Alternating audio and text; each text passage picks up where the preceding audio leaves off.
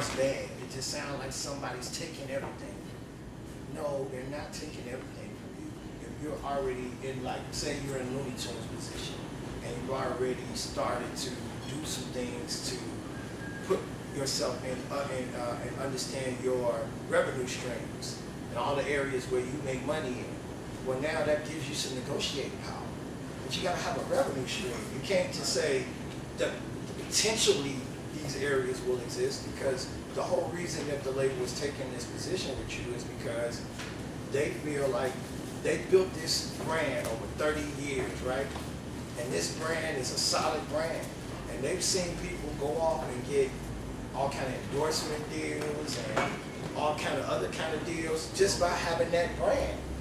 And so now they're saying, well, we're no longer making money in this one area anymore, but you're open to make money in various areas, and especially if you have this brand.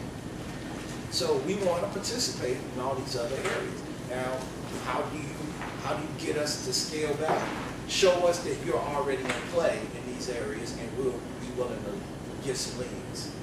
And that's the type of discussion that you will have to have with your clients. I don't know what the discussion will be by the time you all make it over to the other side of becoming lawyers, because this thing is progressing every single day. But those are the types of conversations that really fall outside of a contract, but really just about your client's overall career. And I think best have that discussion with really immersing yourself in the music culture, knowing managers, artists, songwriters, and really knowing what it is that they feel. At the end of the day, on the creative end, you understand all they want to do is create, be compensated for, and not taken advantage of. And when you realize that those are the core wants and needs, it helps you to navigate the relationship with your client a bit more. So Looney Tunes, talk to us about just your day-to-day, at times where maybe you should have had a lawyer involved and you didn't, or times when you had a lawyer involved and it really helped you. Just talk to us about your experience. I got signed back in 07, and I got the contract or whatever, and I was looking at it and seeing some big words I ain't never seen before. So of course I had to go to an entertainment lawyer. He kind of broke it down or whatever. But at the end of the day, it was like a bad deal, but I just signed it just because I was like, wanted to get the whole experience. So Sign the deal to get the whole experience. Did you get the experience? Yeah, I got the experience. I mean, it wasn't too long. Okay. I learned a lot from the whole situation. Okay. You know what I'm saying? Like, as far as like with the whole music industry, it is like, I feel like it's like 90% business, 10% music. At the end of the day, it all breaks it down. Yeah, talk to us a little bit more about that, your percentage breakdown. It really all depends, like, as far as like with the song, it breaks down from the hook, the person getting like. Okay, you're talking about songs. You know what? I don't think we've had anybody talk about songs breakdown. Break that down for us. As a producer, now this gets into music publishing. I don't expect for you all to walk away understanding most of what he's about to say, but this is a good introduction. Well, like with a song, it breaks down, you know what I'm saying, like as far as like the hook, it might be 50%.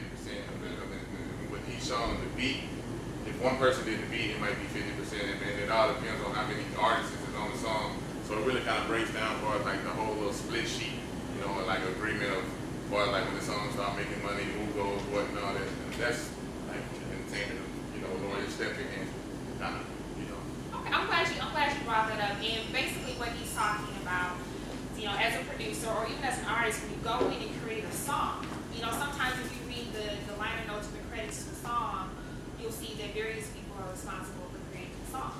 There's a whole process to that. There's a whole thing to it. And there's something called a split sheet.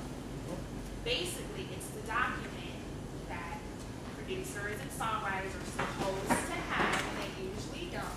That they're supposed to have, and they usually don't, which details who wrote what the contribution is, and everybody who contributed to the song is supposed to sign off on it and say, I agree that I gave 25% of this, and then that piece of paper dictates publishing splits, monies. It's a very, very simple yet very important document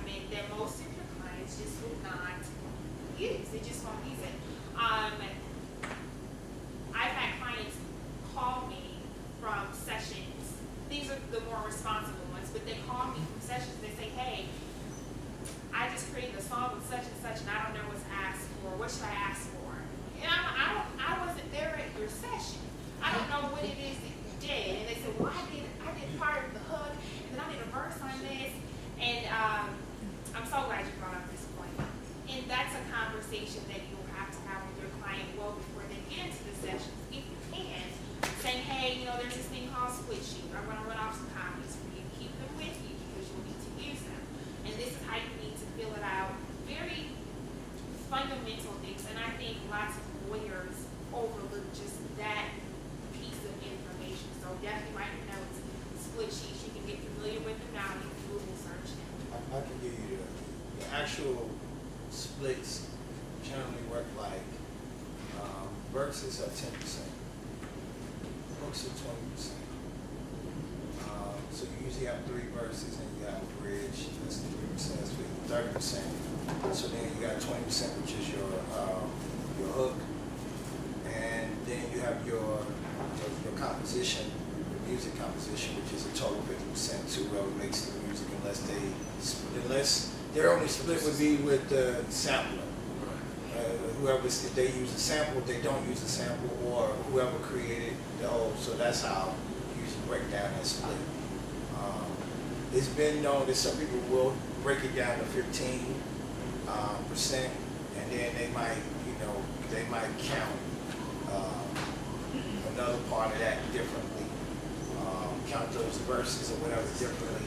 But generally, like, what's the confusing part about the whole breakdown is that if you don't fall in love with the word 100%. I've had people kind of misuse the word 100%, and they'll tell that to a client. So I had an actual situation where I was dealing with a client, and somebody came in and told this client when they were doing their splits, they would say, well, out of this 100%. So this client is like, oh, say, I know I did at least 50, 60%. I'm like, there's no such thing.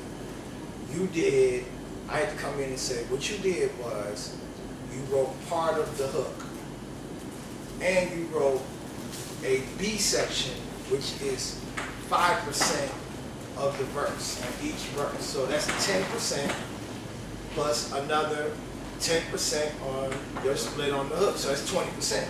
So the client went crazy, like, no, I know I did more than that because they told me it was 100%. No, you only, the writer's share is 100%. But you split that with whoever made the track. Another thing that's really important to know about that is that we in hip hop created the term producer for people who make beats, but that don't exist. You are actually a writer.